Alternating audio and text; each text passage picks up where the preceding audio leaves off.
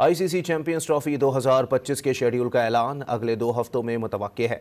PCB का draft schedule मामूली तब्दीलियों के साथ मंजूर किए जाने का इम्कान है। मजीद जानते हैं डॉन न्यूज़ के नुमाइंदे गुलाम मुर्तज़ा से। जी मुर्तज़ा, बताइएगा।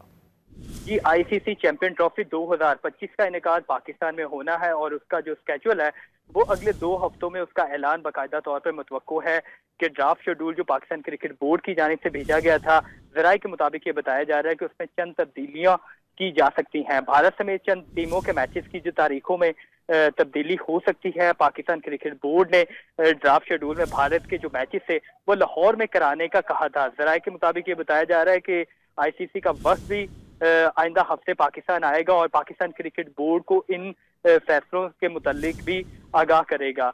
आईसीसी के वफ्द में शोबा इवेंट्स, प्रोडक्शन और सिक्योरिटी माहिर की जो टीमें हैं उनकी आमद मुतवक्को है और जी। पाकिस्तान में तीनों स्टेडियम का विजिट करेगा। उसके बाद तमाम सर जो इंतजाम देखने के बाद अगले 2 हफ्तों में आईसीसी चैंपियन ट्रॉफी का स्केड्यूल बाकायदा तौर पे उसका ऐलान कर दिया जाएगा। कुछ तब्दीलियां की जा सकती हैं कि वेन्यूज में और उनकी मैचेस की तारीखों में।